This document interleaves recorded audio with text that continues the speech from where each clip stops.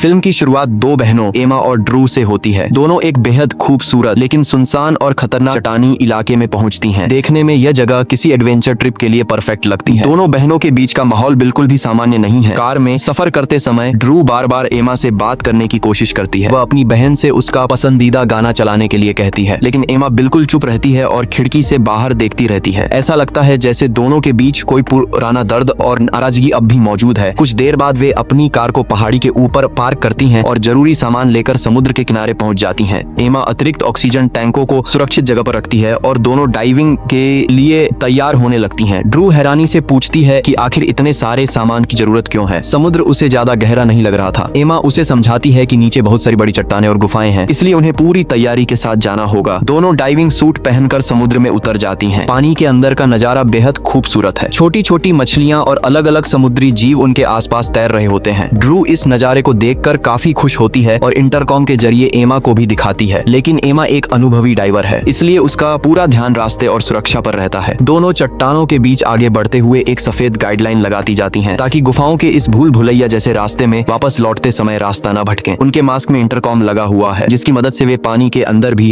एक दूसरे से बात कर सकती हैं। एमा बार बार ड्रू को शांत रहने की सलाह देती है, क्योंकि ज्यादा तेजी से सांस लेने पर ऑक्सीजन जल्दी खत्म हो सकती है। कुछ देर बाद दोनों एक एयर पॉकेट तक पहुंचती हैं। वहां वे अपने टेकों से थोड़ी ऑक्सीजन भरती हैं और कुछ समय के लिए मास्क हटाकर आराम करने लगती हैं। दोनों के बीच चल रहा असली विवाद सामने आता है। ड्रू एमा से कहती है कि वह इस ट्रिप को बिल्कुल एंजॉय नहीं कर रही। वह हर साल अपनी बहन को यहाँ बुलाती है, लेकिन एमा हमेशा उस दर्द से बचने की कोशिश करती है जिसने उनके परिवार की जिंदगी बदल दी है। ड्रू की बातें सुनकर एमा का गुस्सा बढ़ जाता है। वो भावुक होकर ड्रू को वहीं छोड़कर वापस जाने लगती है, लेकिन तभी पानी के अंदर एक जोरदार गड़गड़ाहट सुनाई देती है। अचानक चट्टानें हिलने लगती हैं और पहाड़ी के अंदर भारी मलबा टूटकर नीचे गिरने लगता है। देखते ही देखते पानी में रेत और छोटे छोटे पत्थरों का ऐसा तूफान उठता है कि कुछ भी दिखाई देना बंद हो जाता है। ड्रू घबराकर एमा को पुकारती हैं, लेकिन जवाब में उसे सिर्फ चट्टानों के टकराने की आवाजें सुनाई देती हैं। एमा की चीख सुनकर ड्रू तुरंत गुफा की दीवार से चिपक जाती है और खुद को बचाने की कोशिश करती है। जब कुछ देर बाद पानी शांत होता है, पूरी गुफा का नक्शा बदल चुका होता है। कई रास्ते मलबे से बंद हो चुके थे और चारों तरफ अंधेरा छाया हुआ था। घबराहट में ड्रू के हाथ से गाइडलाइन भी छूट जाती है। अब उसे डर लगने लगता है कि कहीं वह इस भूल भुलैया में हमेशा के लिए न फंस जाए। वह खुद को शांत करती है और मलबे के बीच रास्ता तलाशते हुए आगे बढ़ती है। काफी कोशिश के बाद उसे गाइडलाइन मिल जाती है। वह एमा की लाइट को देखकर उसकी तरफ बढ़ती है, लेकिन वहां पहुंचते ही ड्रू के होश उड़ जाते हैं।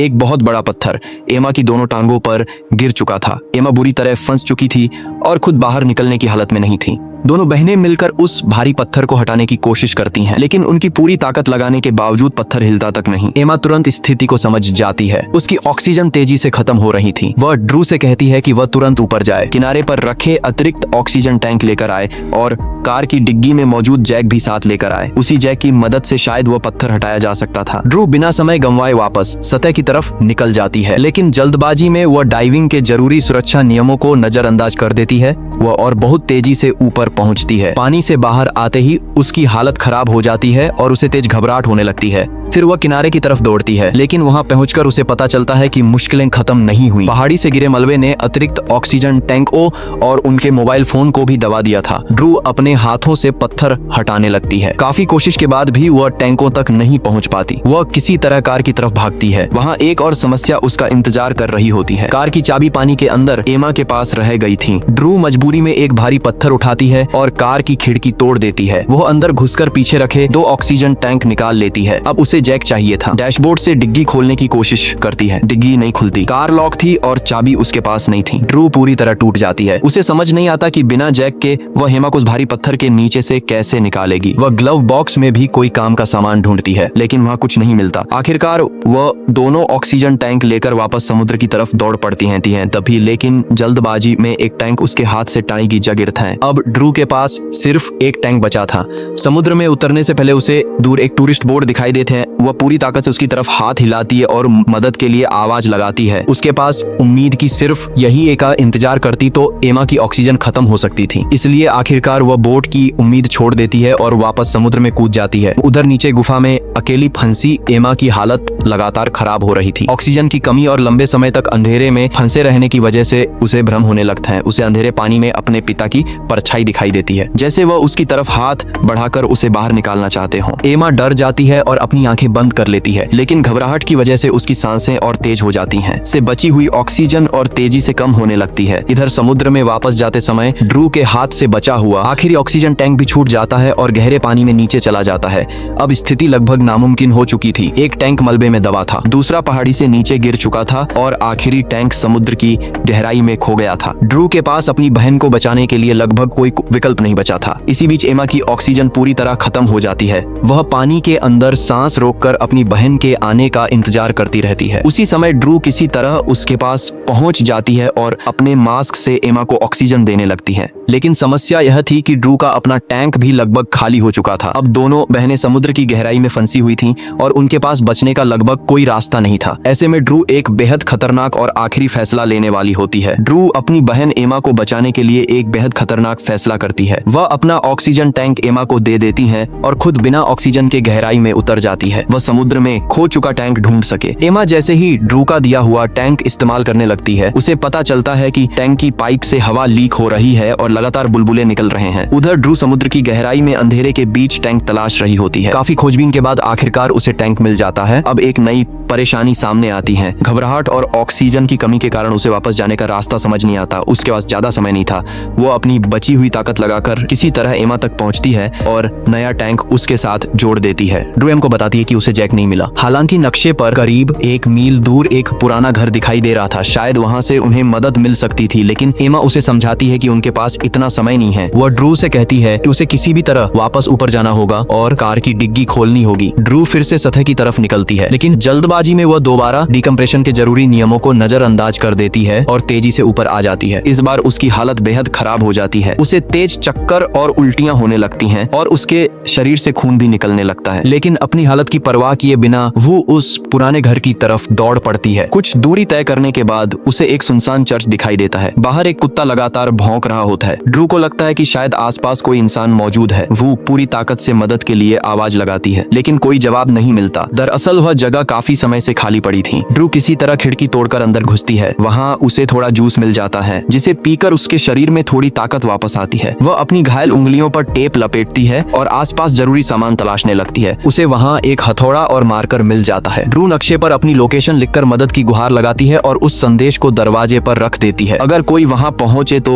उसे पता चल सके कि वे मुसीबत में हैं। इसके बाद वह हथौड़ा लेकर वापस कार की तरफ दौड़ती है। उधर समुद्र के अंदर एमा अभी भी उस भारी पत्थर के नीचे फंसी हुई थी। अकेलेपन, अंधेरे और ऑक्सीजन की कमी के बीच उसके सामने उसका पुराना अतीत फिर से आने लगता है। अब फिल्म हमें उन दोनों बहनों के बीच मौजूद पुराने दर्द की असली वजह बताती है। कई साल पहले उनके पिता दोनों बहनों को डाइविंग सिखाया करते थे। एक दिन एमा का पानी में उतरने का बिल्कुल मन नहीं था। उसे किसी अनहोनी का एहसास हो रहा था। ड्रू की जिद की वजह से उनके पिता ने डाइविंग करने का फैसला किया। उस दिन एक भयानक हादसा हुआ और उनके पिता की पानी में मौत हो गई। इस हादसे के बाद एमा के मन में ड्रू के लिए गहरा गुस्सा और अपराध बोध पैदा हो गया। उसे लगता था कि अगर ड्रू उस दिन जिद नहीं करती तो शायद उनके पिता आज जिंदा होते। इसी वजह से एमा धीरे धीरे अपने परिवार से दूर होती चली गई। लेकिन आज वही छोटी बहन अपनी जान खतरे में डालकर उसे बचाने की कोशिश कर रही थी। यह देखकर एमा को एहसास होने लगता है कि शायद उसने इतने सालों तक ड्रू को गलत समझा था। उधर ड्रू वापस कार के पास पहुंचती है और हथौड़े से डिग्गी खोलने की पूरी कोशिश करती है, लेकिन डिग्गी फिर भी नहीं खुलती। ड्रू के दिमाग में एक बेहद खतरनाक लेकिन काम का तरीका आता है। वह कार का गियर न्यूट्रल करती है और पूरी ताकत लगाकर कार को पहाड़ी की ढलान की ओर धक्का दे देती है। कार तेजी से नीचे लुढ़कती हुई समुद्र के पास चट्टानों से टकराती है, लेकिन इस हादसे में कार की डिग्गी खुल जाती है। ड्रू तरह क्षतिग्रस्त हो जाती है। ड्रू तुरंत नीचे पहुंचती है और डिग्गी के अंदर सामान तलाशने लगती है, लेकिन यहाँ भी उसकी किस्मत उसका साथ नहीं देती। डिग्गी में जैक था ही नहीं, उसे सिर्फ एक फर्स्ट एड किट और टायर रिपेयर स्प्रे मिलता है। एक पल के लिए ड्रू पूरी तरह निराश हो जाती है, लेकिन फिर वह खुद को संभालती है। वह पास लगा लोहे का साइन बोर्ड उखाड़ती है, टायर रिपेयर उठाती है और दोबारा समुद्र में उतर जाती है। एमा के पास पहुंचकर ड्रू लोहे के पोल को भारी पत्थर के नीचे फंसा देती है। दोनों बहनें पूरी ताकत से पोल पर दबाव डालती हैं, लेकिन अचानक पोल फिसल जाता है और एमा को दोबारा चोट लग जाती है। इसी दौरान ड्रू को पता चलता है कि पहाड़ी से नीचे गिरा हुआ ऑक्सीजन टैंक भी ठीक से काम नहीं कर रहा। उसका वाल्व खराब हो चुका था। अब ड्रू को एक और तरकीब सूझती है। वह अपनी डाइविंग जैकेट यानी BCD निकालती है और उसे भारी पत्थर के नीचे फंसा देती है। इसके बाद वह एमा के ऑक्सीजन टैंक से बची हुई हवा उस जैकेट में भरने लगती है। जैसे जैसे हवा बीसीडी में भरती है, जैकेट फूलने लगती है और पत्थर को ऊपर उठाने लगती है लेकिन बीसीडी का सेफ्टी वाल्व ज्यादा दबाव होने पर अतिरिक्त हवा बाहर निकाल देता है। इसी वजह से पत्थर कुछ ही इंच ऊपर उठ पाता है। ड्रू समझ जाती है कि अगर किसी तरह से इस सेफ्टी वाल्व को बंद कर दिया जाए, बीसीडी में ज्यादा हवा भरी जा सकती है और पत्थर को काफी ऊपर उठाया जा सकता है। ड्रू तुरंत सतह पर लौटती है और टायर रिपेयर स्प्रे लेकर वापस एमा के पास पहुंचती है। वह स्प्रे में मौजूद सीलिंग पदार्थ की मदद से बीसीडी के सेफ्टी वाल्व को बंद कर देते हैं। अब वह दोबारा एमा के ऑक्सीजन टैंक से हवा बीसीडी में भरना शुरू करती है। इस बार हवा बाहर नहीं निकलती। बीसीडी धीरे धीरे फूलने लगती है और उसके अंदर दबाव बढ़ता जाता है। कुछ ही पलों में उस दबाव इतना बढ़ जाता है कि भारी पत्थर धीरे धीरे ऊपर उठने लगता है। एमा और ड्रू मौके का फायदा उठाकर पूरी ताकत लगाती हैं। आखिरकार एमा अपना पैर उस पत्थर के नीचे से बाहर निकालने में कामयाब हो जाती है। लेकिन मुसीबत अभी खत्म नहीं हुई थी। लगातार कई बार समुद्र की गहराई से सतह तक आने जाने की वजह से ड्रू की हालत बेहद खराब हो चुकी थी। उसका शरीर अब वह पानी के अंदर ही बेहोश होने लगती है। एमा समझ जाती है कि अगर वह ड्रू को तुरंत सतह पर ले गई तो उसकी हालत और बिगड़ सकती है। इसलिए वह उसे संभालते हुए उसी ईयर पॉकेट तक ले जाती है जहाँ दोनों ने शुरुआत में कुछ समय बिताया था। लेकिन वहाँ पहुँचते ही एमा को एक और झटका लगता है। एयर पॉकेट में मौजूद ऑक्सीजन भी खत्म हो चुकी थी। ड्रू को वहीं सुरक्षित रखने के बाद एमा दोबारा पानी के अंदर जाती है। तभी उसकी नजर उस ऑक्सीजन टैंक पर पड़ती है जिसका वाल्व खराब हो चुका था। एमा एक भारी पत्थर उठाती है और पूरी ताकत से टैंक के वाल्व पर वार करती है। आखिरकार वाल्व टूट जाता है और टैंक में बची हुई ऑक्सीजन तेजी से ईयर पॉकेट में भरने लगती है। एमा तुरंत वापस ड्रू के पास पहुंची थी। उसकी सांसें थम चुकी थीं। एमा घबरा जाती है, लेकिन इस बार वह अपनी बहन को खोने के लिए तैयार नहीं थी। वह लगातार ड्रू को होश में लाने की कोशिश करती रहती है और उम्मीद नहीं छोड़ती। कुछ पलों बाद अचानक ड्रू एक गहरी सांस लेती है। फिर धीरे धीरे उसकी आंखें खुल जाती हैं। एमा को अपनी आंखों पर यकीन नहीं होता। जिस बहन को वह खो चुकी समझ रही थी,